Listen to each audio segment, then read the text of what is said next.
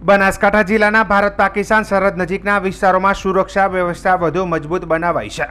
વાવ અને સોઈગામ તાલુકાના તમામ 122 ગામોમાં સાયરન એલર્ટ સિસ્ટમ સ્થાપિત કરવામાં આવી છે। વાવના 43 અને સોઈગામના 79 ગામોમાં ગ્રામ પંચાયત, ડેરી અને શાળાઓમાં આ સિસ્ટમ લગાવવામાં આવી છે। સાયરન સિસ્ટમ 3.5 કિલોમીટરની રેન્જ ધરાવે છે। જિલ્લા કલેક્ટર મિહિર પટેલના જણાવ્યા મુજબ શરૂઆતમાં માત્ર 22 સરહદી ગામોમાં જ આ સિસ્ટમ હતી। કોઈપણ કટોકટીની પરિસ્થિતિમાં આગોતરી ચેતવણી માટે પોલીસ સ્ટેશનોમાં પણ સાયરનની વ્યવસ્થા કરવામાં આવી છે।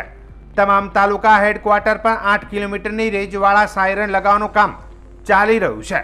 સોઈગામના પ્રાંત અધિકારી ડોક્ટર અરવિંદ કુમાર પ્રજાપતિએ જણાવ્યું હતું કે સાયરન સિસ્ટમ માટે મોક ડ્રીલ અને તાલીમનું આયોજન કરવામાં આવ્યું છે। સરહદી વિસ્તારના લોકો કોઈપણ પરિસ્થિતિનો સામનો કરવા માટે સજ્જ છે। મુખ્યમંત્રી ભૂપેન્દ્ર પટેલના નેતૃત્વમાં સરહદી વિસ્તારના નાગરિકોની સલામતી માટે આ વ્યવસ્થા વિશેષ ઊભી કરવામાં આવી છે। નમસ્કાર, હું ડૉક્ટર અરવિંદ પ્રજાપતિ, પ્રાંત સુઈગામ। આપણે સૌ જાણીએ છીએ એમ કેન્દ્રીય ગૃહ મંત્રાલય દ્વારા સિવિલ ડિફેન્સ મોક ડ્રીલનું આયોજન કરવાની સૂચના હતી। જે સૂચના અન્વયે રાજ્ય સરકારની સૂચનાથી માનનીય કલેક્ટર શ્રી મિહિર પટેલ સાહેબના માર્ગદર્શન હેઠળ બનાસકાંઠા જિલ્લાની અંદર અંબાજી મંદિર ખાતે, ચંડીસર ખાતે અને સુઈગામ તાલુકાના નડાબેટ ખાતે આ એક પ્રકારની મોક ડ્રીલનું આયોજન કરવામાં આવેલું હતું। જેના અંતર્ગત જે સૌથી અગત્યનો ભાગ હતો એ સાયરન। તો સુઈગામ તાલુકાની અંદર તાત્કાલિક ધોરણે બોર્ડરના 11 ગામડાઓની અંદર આ સાયરનનું ઇન્સ્ટોલેશન કરવામાં આવ્યું હતું અને ત્યારબાદ બાકીના ગામડાઓની અંદર પણ આ સાયરન પૂરી પાડવામાં આવી છે, જેના ઇન્સ્ટોલેશનની કામગીરી અત્યારે હાલમાં ચાલુ છે। એ સાયરન બે રીતે કામ કરે છે। એક વોર્નિંગ સિગ્નલ તરીકે કે જેની અંદર કોઈ આવો સંભવિત હવાઈ હુમલો કે કોઈ ઇમરજન્સીની સ્થિતિ આવે તો એ સાયરન વાગશે અને જ્યારે બીજી જે સિગ્નલ છે એ થોડાક સમય માટે અને એક સ્થિર સાયરન વાગશે, જેના આપણે ઓલ ક્લિયર એટલે બધું ઓકે થઈ જાય ત્યારે એ સાયરન વાગે છે। આ જે સાયરન છે એ સાયરન એ ખરેખર તાત્કાલિક નાગરિક પ્રતિભાવ એટલે કે લોકોના ક્વિક રિસ્પોન્સ માટે બહુ અગત્યનો ભાગ ભજવે છે અને આપણે આખા બનાસકાંઠા જિલ્લાની અંદર માનનીય કલેક્ટર સાહેબની માર્ગદર્શન હેઠળ આપણે સિવિલ ડિફેન્સ ટ્રેનિંગ પણ આપેલી છે કે આવી જ્યારે કટોકટીની સ્થિતિ કે ઇમરજન્સીની સ્થિતિ કે યુદ્ધની સ્થિતિ આવે છે ત્યારે આપણે શું કરવાનું છે। તો લોકો પણ આનાથી વેલ ટ્રેન્ડ છે। જેમ કે આવું સાયરન વાગશે ત્યારે એ પોતે સુરક્ષિત જગ્યાએ જતા રહેશે, પોતે જે કંઈ પણ એક્ટિવિટી કરતા હશે એ એક્ટિવિટી બંધ કરી દેશે।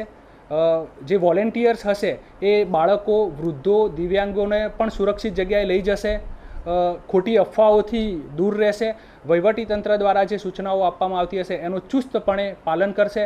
તો આ ટ્રેનિંગથી સજ્જ આ જે સુઈગામ તાલુકો અને બનાસકાંઠા જિલ્લાના જે દરેકે દરેક જે નાગરિક છે એ સુસજ્જ છે, એટલે આ સિસ્ટમ એ ખૂબ ઉપયોગી નીવડશે।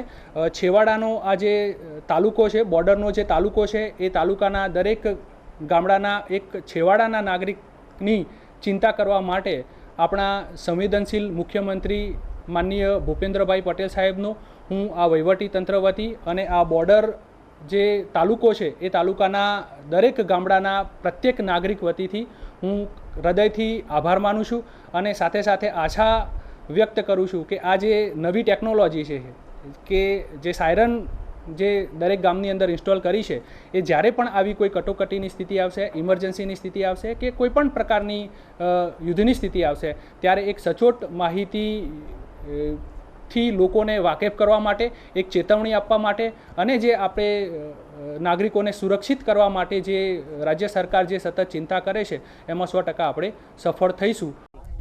નમસ્કાર, મારું નામ ગૌસ્વામી ગૌતમપુરી કૈલાશપુરી, મારું ગામ દુધોસણ, તાલુકો સોઈગામ, જિલ્લો બનાસકાંઠા। મારું ગામ અહીં સરહદના વિસ્તારમાં આવેલું છે અને જ્યારે આવી આપાતકાલીન પરિસ્થિતિઓમાં સરકારે સાયરન લગાવેલું છે અને તેના કારણે ક્યારેક એવો સમય આવે અને સાયરન વાગે ત્યારે અમે સાવચેત થઈ જઈએ છીએ અને